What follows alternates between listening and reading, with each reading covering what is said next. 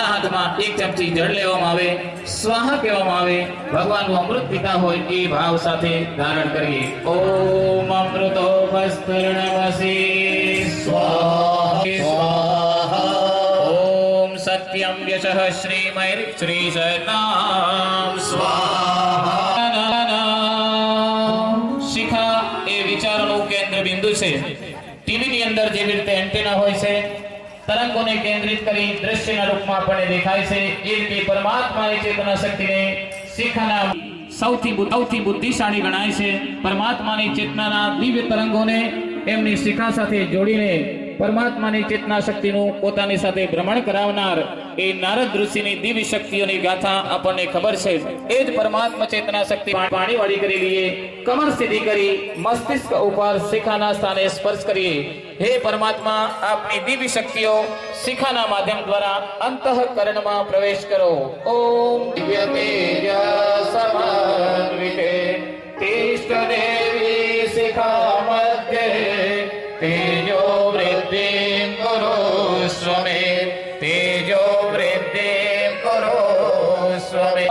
कमर सीधी, जमणो हाथ ऊपर, डाबो हाथ नीचे, आंखों बंद, बिल्कुल शांत चित, उगता सूर्यનું ध्यान। मंत्र बोलाय, परमात्माની प्राण शक्ति शरीરમાં ધારણ થઈ રહી છે। આદિ વ્યાધિ ઉપાધિ રોગ શોક चिंता निराशा उद्वेग वगैरह माटे आ प्राण आपने दिव्य भावना मिलवा सुंदर मजानु शरीर भगवानનું मंदिर बनी जाए।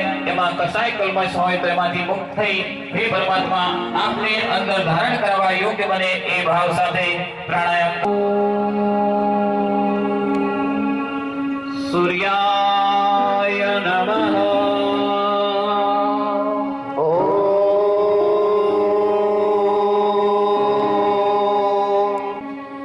भास्कराय नमः। ओम आदित्याय नमः।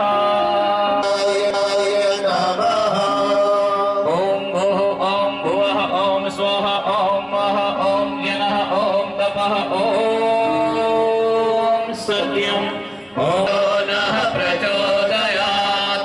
ओम आपोर्ज्योतिरसो अमृतं ब्रह्म भूर्भुवः स्वाहा।